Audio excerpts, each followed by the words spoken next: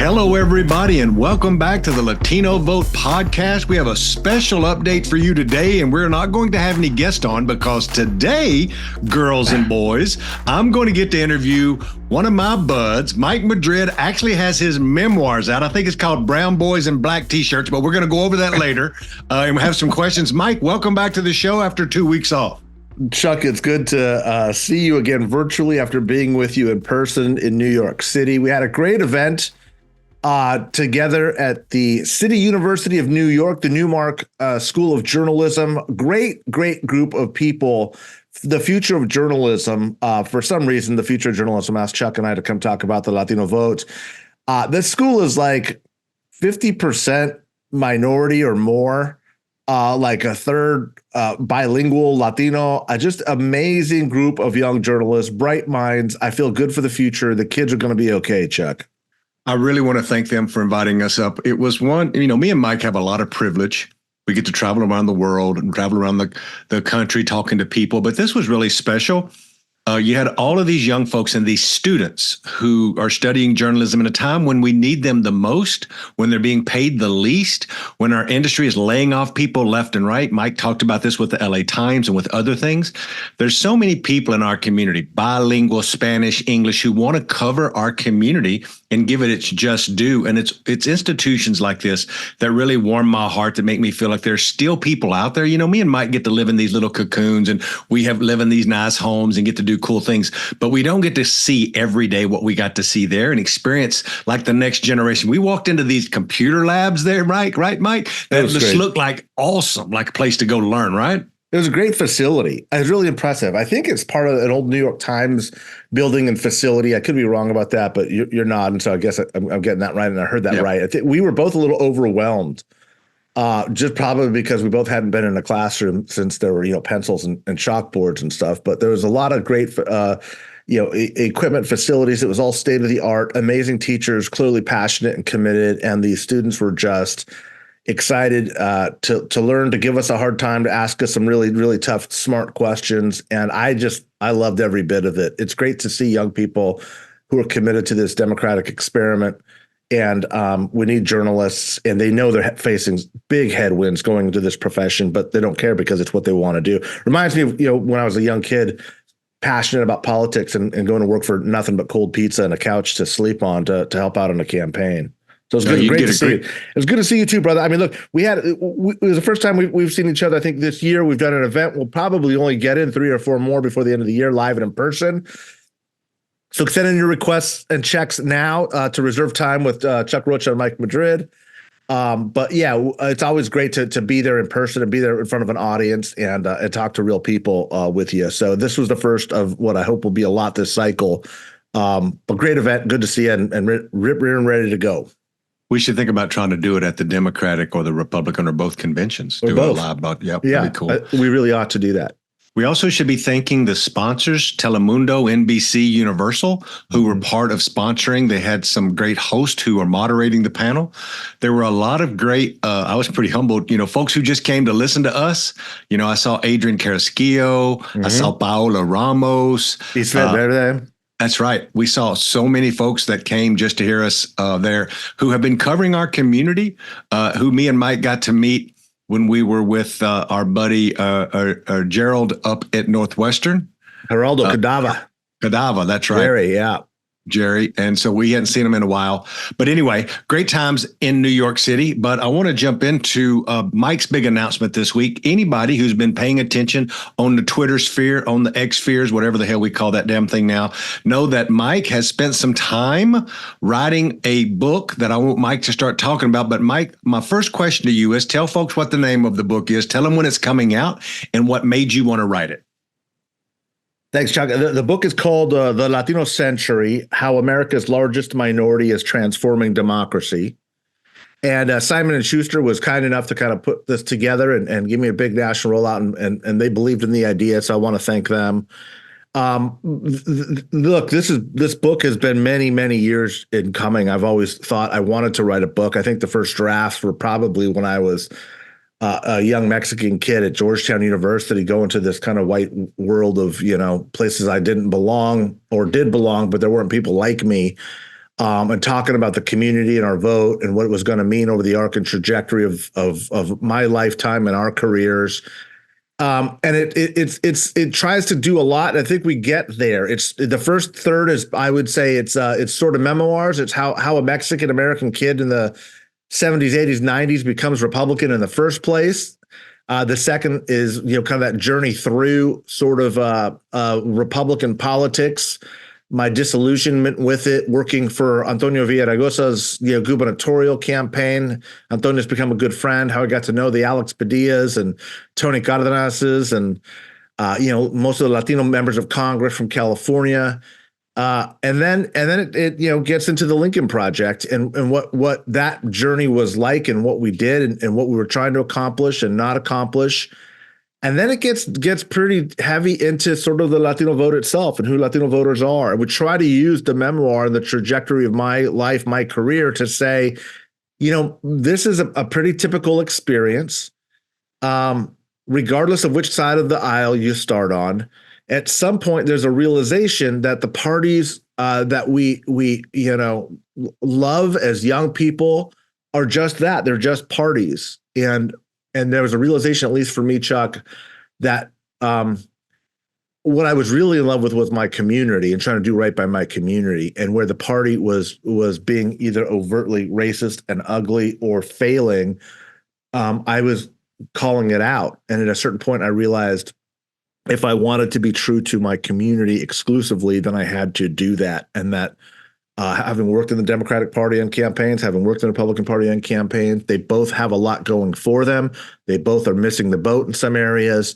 And so that's the final chapters, are this constructive critique of both parties to say, here's what the Republicans are doing wrong, which is pretty obvious to a lot of people, but here's how they can fix it to benefit the community. And the same thing with the Democratic Party. So it's not going to be your typical political book. It's not going to be the right is right, the left is wrong, or the left is right and the right is wrong.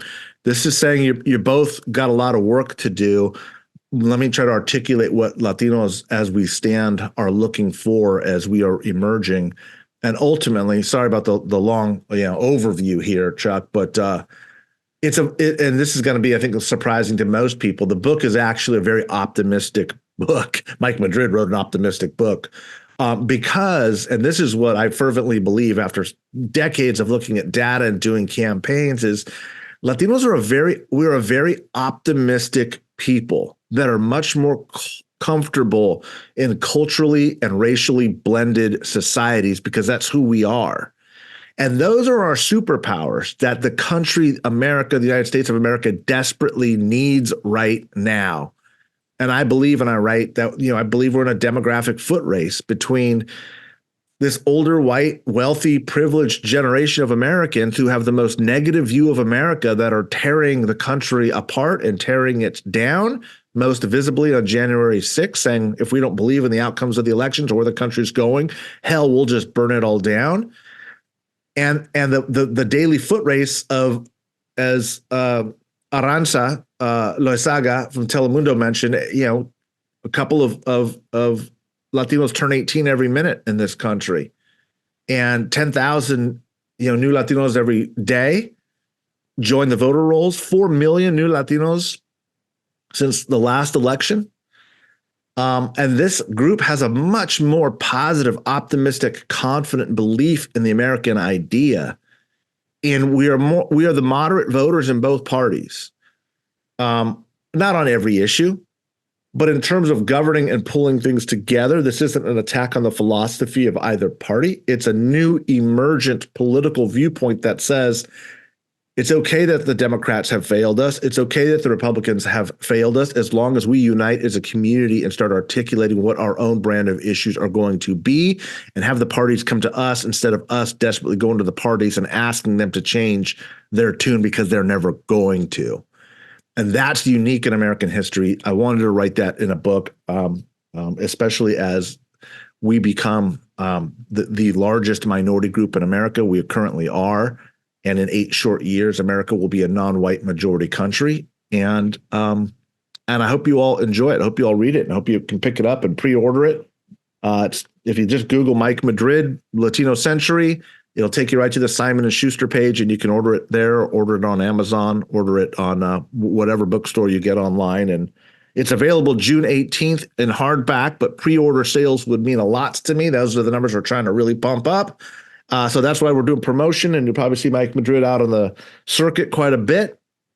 But I appreciate you, Chuck, giving me a little bit of time here to talk about it. And you make an appearance, as I'm sure I was just listening to get to that. Now, this is what I've been getting over and over. Is my number one question so far is how much am I in the book? That's what folks really want to know. You're in there a lot, and in a couple of different ways. And I think the world of you as a person and as a friend, but more so, I think you are the best at what you do. I have no desire to blow smoke up your ass, none, because I know you know how good you are at this. But what I will say is Chuck Rocha is the one political consultant on either side of the aisle that I have literally seen stuff done that I did not think could be done.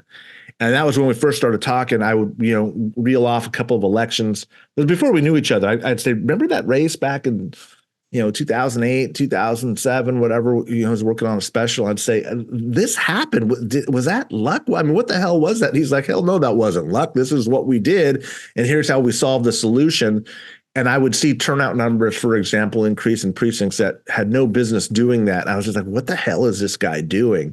And that was really the way we began sort of kind of chatting back and forth on the early days, is just going over two old war horses, talking about stories and different campaigns where we didn't know each other, but we would say, what was going on there? What were you doing? Like, here was the problem, and how the hell did you solve for that? And he would be doing stuff that I would never, ever would have imagined. And so, I think you're top notch at this, especially as it comes to the Latino vote. You've done some great stuff, Chuck, and of course you're in there. We talk about Arizona as it sits. You're very insightful, not just there in that state, but broadly with the state of the country and the party. And so, yeah, of course. Is there any pictures of me in the book? There's coloring books. That's what I wanted. Yeah. Now we're getting there. Yeah, and you get to choose your own color palette for Chuck, depending on the lighting that he's got. You can draw a mullet on me. You can draw a jerry curl, whatever you like. And there's some really cool, different cowboy hats. They're like stickers. You can peel off and stick on whichever hat you want. Black Stetson, the pink, hat makes an appearance every once in a while. Tell me, let's go back to this book. I got to sell a lot of these books. I know you're barely hanging on over there in Sacramento. Yeah. Oh my God, I met a woman last night from Sacramento. We had such a good time. So last night in DC, there's this Hispanic Chamber of Commerce, or you'll know more about this, probably some Republican thing.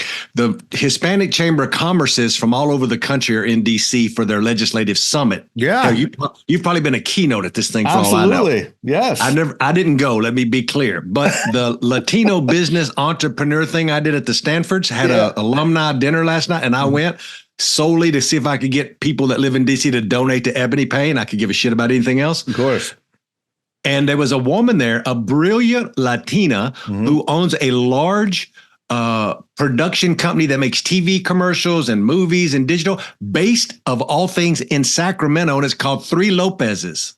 I don't know her. You need to put me in touch with her. Oh, my God. She was so embarrassed, and I was in rare form. I was about 2 bourbons in, and she was like, I live in Sacramento. And I was like, gosh, damn, I bet you're not going back, are you?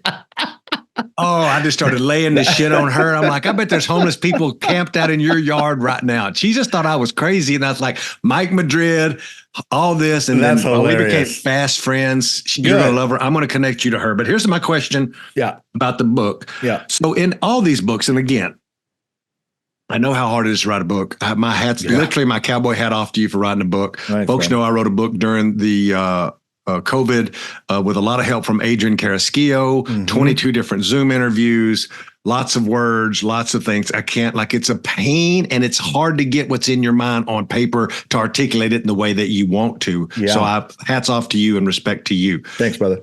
People are going to ask, other than, I'm already shocked because you're optimistic in the book. So, mean ass Mike Madrid's optimistic. So that's the first surprise for me. Yeah. But for folks who are looking for a nugget, and I don't want you to give all your secrets away, people need to buy the book, you need to pre-order the book. What's the biggest thing they're going to be surprised about by reading the book and what they're going to learn, you think? That's a great question. So let me, I think there's a few. The first is I do dedicate an entire chapter and section of the book to the Lincoln Project and the data work that we did. So there is a really, really good under the hood look at what a lot of people think the Lincoln Project was just a bunch of crazy ads on Twitter driving the president crazy. That was definitely a part of the strategy, but it was the most detailed, sophisticated data and analytic operation I've ever worked on. That was actually where I started to see the Latino shift to the right start to happen. That was when I started picking up the phone and talking to you, Chuck, in the middle of all that, because I was saying, are you seeing this? Are you feeling this on the ground? And I talk a lot about Latino voters from that perspective. So that's the main thing. The second thing is, and you've heard me talk a lot about this, is I talk a lot about the role of women in our community and politically, and how strongly I believe that is the future of not just the Latino community, but of American politics in the next 10 or 15 years.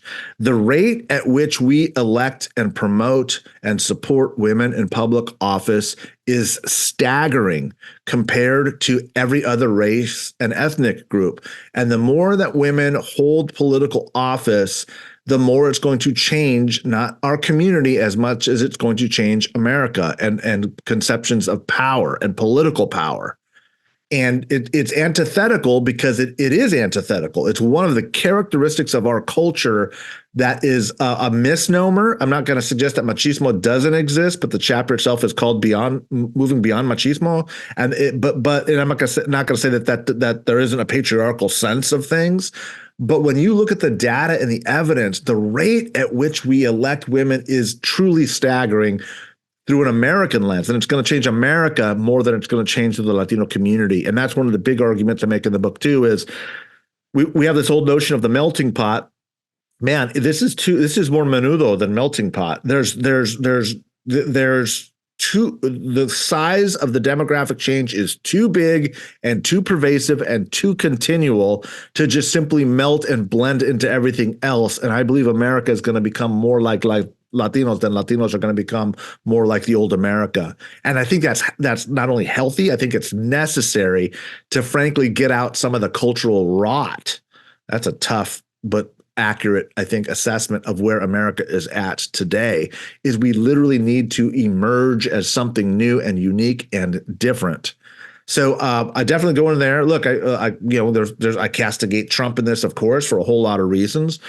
And I also finally another little nugget, and I think I make a good case for this too, is a lot of reporters that I talk to, and I know you talk to them as well, are always looking, saying, what is it about Trump that's creating this rightward shift? And my argument, again, is a data-driven one, saying it's not that Trump is bringing Latinos to the Republican Party. If Trump were out of the way, the shift would be even bigger.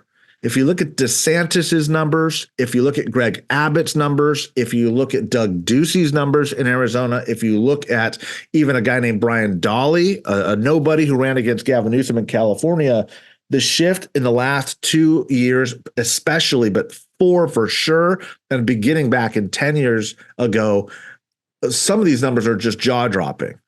California, I was looking at California numbers yesterday, some precincts, congressional districts rather, that Gavin Newsom won by 24 points when he first ran for office. He won by 2 points.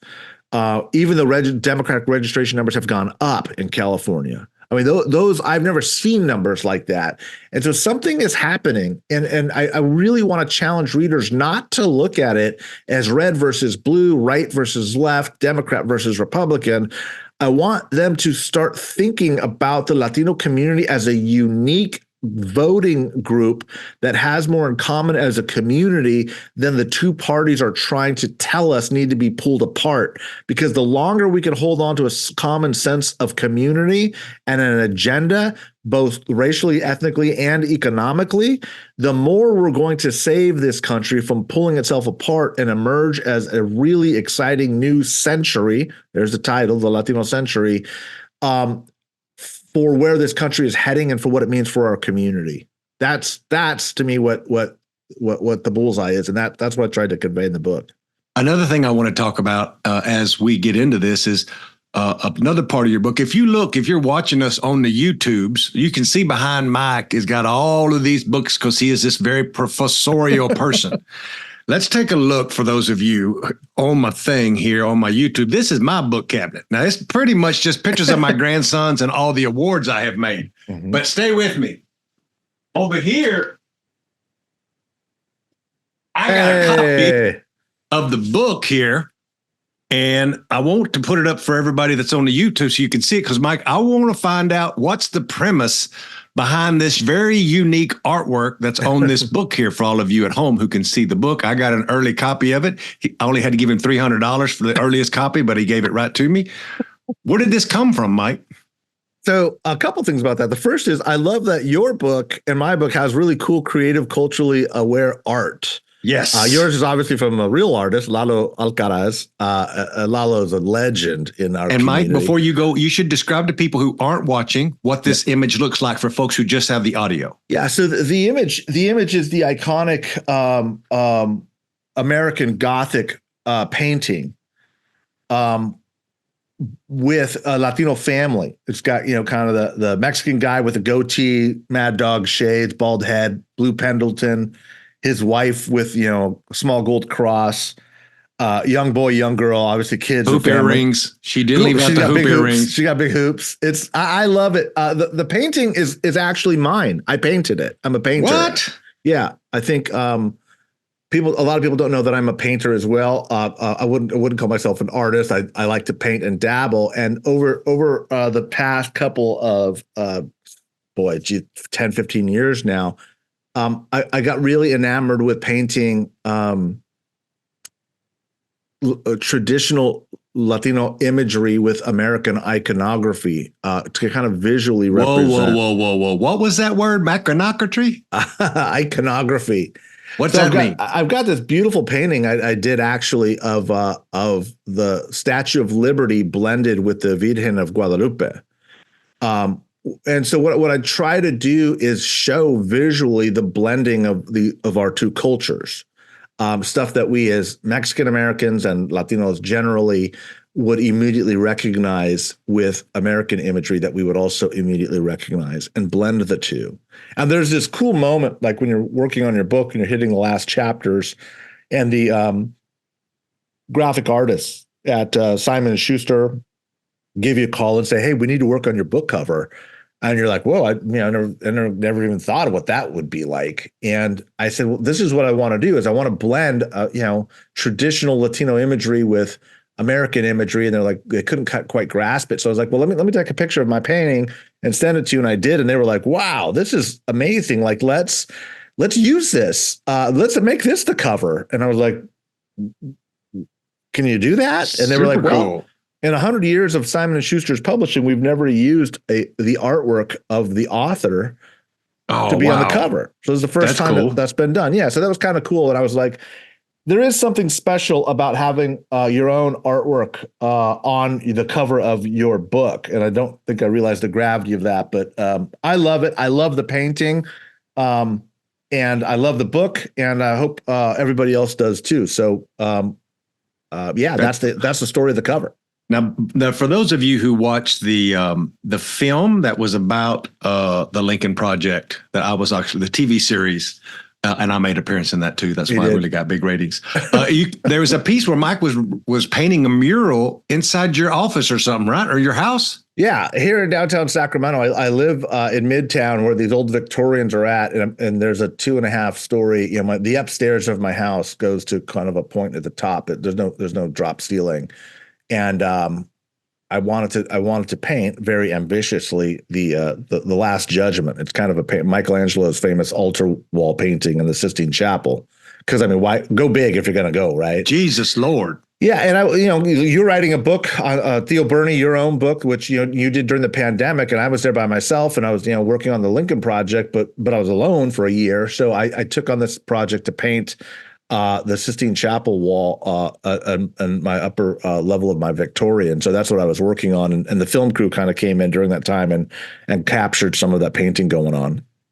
That's super cool. Well, make sure y'all pick up the book that you ordered. I think what's really going to be cool, and I think we should do this. I've been talking to Madrid's team. Madrid now has a whole team of people, but I've been talking to his team about hosting an event in DC coming up at the end of June or July. The only thing I told your team, Mike, is that it has to be after this election for Ebony Payne on June 4th, because 100%. It was like easy peasy, no problem. So I want to put together an event in DC that's kind of slash book party, but probably also like a live simulcast of the Latino Vote podcast. I thought would be really cool if we did both, right? Yes. Yeah. 100,000%. The other idea is we could do it a couple of days before the election, so we could get all the masses of people that show up to go out and do some precinct walking for Ebony Payne in the end too. We definitely need precinct walking. It's becoming hand-to-hand combat over here.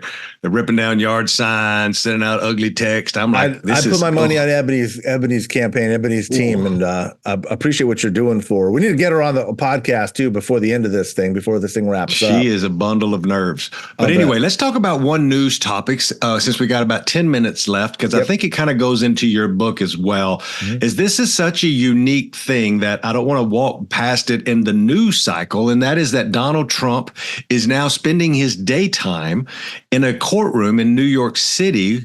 Joe Biden's getting to go to Florida and talk about choice. He was in Pennsylvania at the Steelworkers Union, and he was then somewhere else. He goes to Scranton like every other day now. But I think it's quite the contrast. Now, some of you could say, and I think it's fair, that when Donald Trump got elected, When Donald Trump got indicted, he raised more money and got a biggest boost of anybody because he got in trouble. So people could argue to me, and I wouldn't tell you that you're wrong, that the court stuff could be helping him raise money and so that he's more of a victim again. And that, as he tweeted or Truth last night, that the judge trying to silence his constitutional right. Mike, how do you think, and do you think even, that him being in a courtroom in New York all day, or then when he leaves that courtroom, having to go to another courtroom, is it going to actually help him, or is it going to hurt him, or we don't know? I don't think it's not helping him. Okay. I mean, come on. I mean, look, he may be raising more money, but it's the same core small group that's getting more and more intense as it starts to, implode on itself. That's scraping the barrel and giving more, $5 and $3, and then it's down to $2. The same people, by the way, that are complaining about the price of, eggs and gas and bread. Look, his number, Joe Biden's tightening up the way we've been talking about in the polls. There's going to be some swing state stuff for a while. The truth is, and I think I said it publicly here, I did not expect Biden to consolidate the vote until early summer. He's essentially consolidated most of his base earlier than I thought. And I'd like to give Biden some of the credit, but the truth is, most of this is people are realizing Donald Trump could be president again, and they're consolidating against this guy. Let me interrupt you, Mike. Yeah. I saw you tweet something last night, and I want you to talk about it now, is that when you said in your tweet that Donald Trump has a problem with his base, what did you mean? Well, last night was the primary elections in Pennsylvania. And Nikki Haley's still getting 18% of the vote. I think it was 130,000 votes. Yeah, 130,000 raw votes. This is a state that, is going to come down to less than 100,000 votes for sure. And that's just Republicans, by the way, that have bailed on him. That's it's a closed primary in Pennsylvania. So this is a real clean test, as I says. This is a clean test of the anti-Trump Republican sentiment. Don't tell me this is pro-Haley because she's dropped out. She's not running. She's not trying to win. There's no mathematical way for her to win. These are people that are getting up off the couch, putting on some clothes, ordering some fast food to go down. There's not a lot of things on the ballot. There's nothing on the ballot. This is people committed to showing up to show this guy the middle finger. And like I said, you can't dismiss 16-17% of base Republican vote. Republicans, the one thing, we fall in line. Republican voters fall in line. And what do they say? Democrats voters fall in love and Republicans fall in line. That's right. And so once we get marching orders, this is the nominee. You show up and you vote for this guy. Mm-hmm. 4 years ago, if 5% showed up, that would be about mathematically right. We're sitting at about 3 times that. Now, I'm under no false illusion that some of this is going to come back home. Most of it will come back home. Sure. But even if it does, he's still in deep trouble. And you got to compare this to Biden and all this anti-Biden, stuff you hear in the news and the narrative. Biden got like 95, 96% of the vote, exactly in the mathematical range that you would expect. Dean Phillips got, I think 4,000 votes or something like that.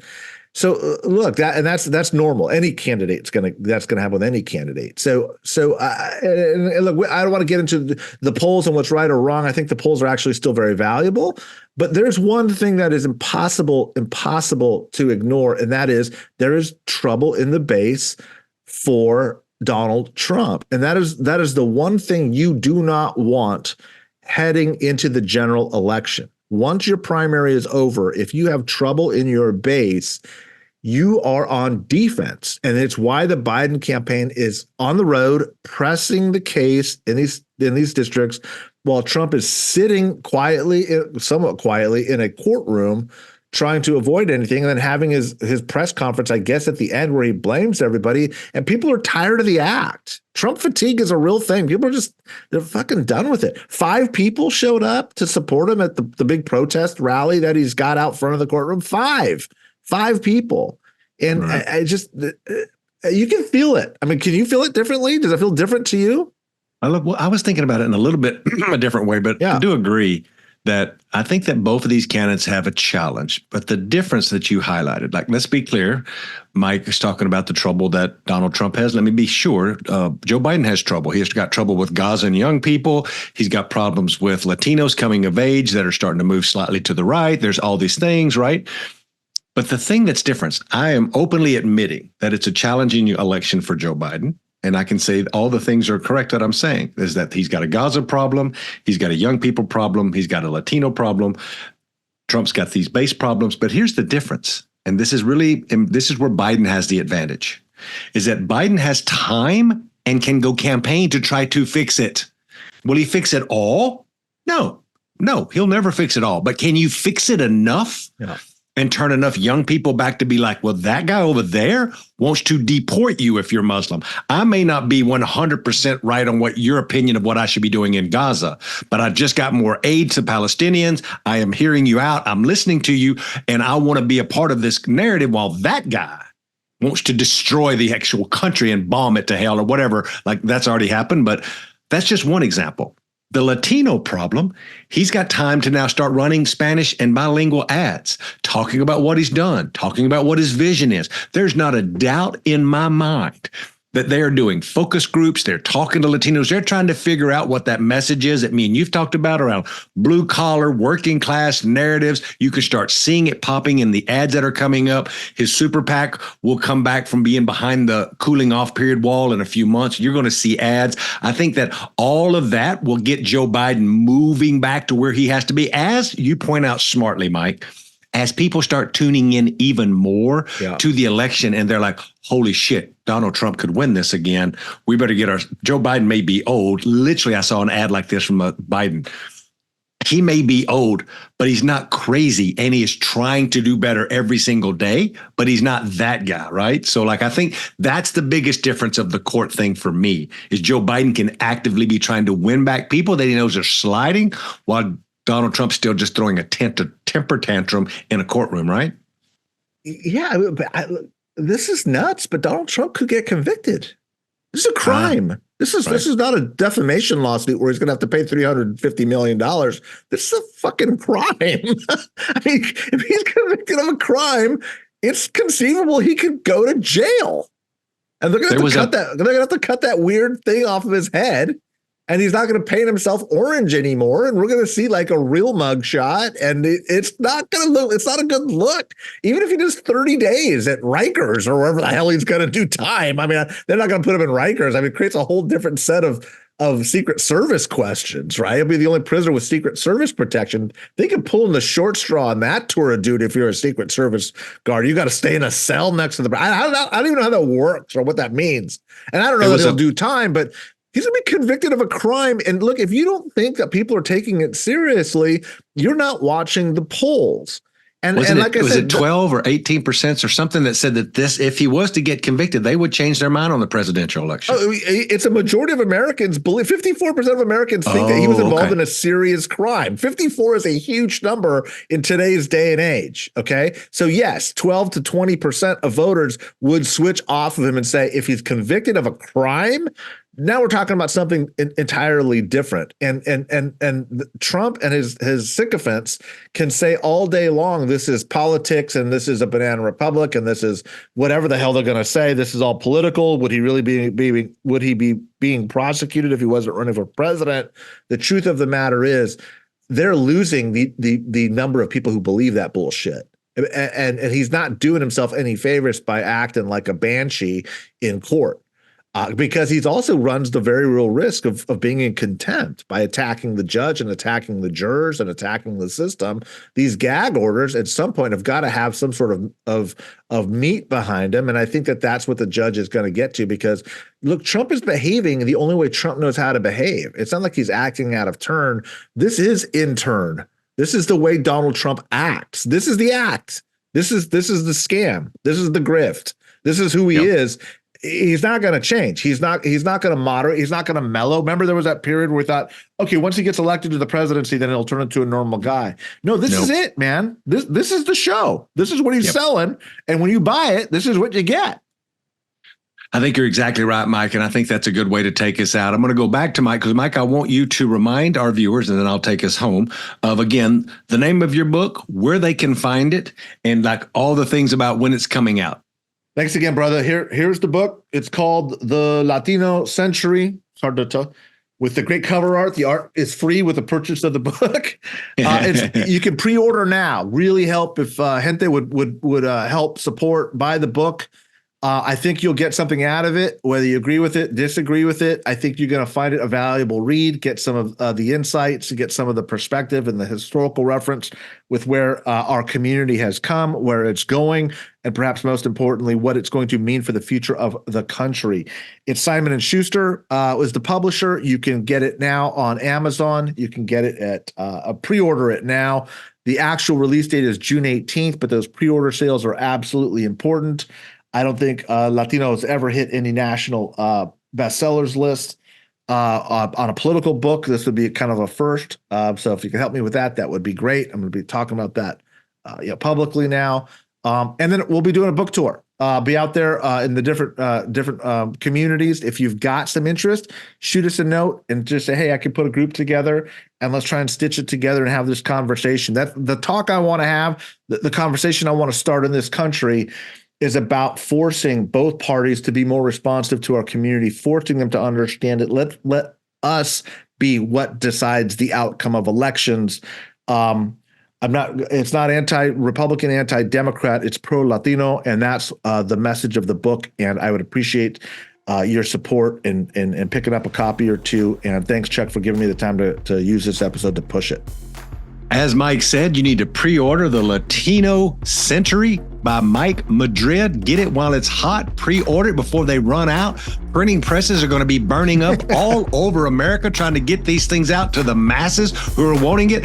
Don't forget to like and subscribe to this podcast. Don't forget to call your mama and tell her to listen to this podcast. And until next week, have a good one.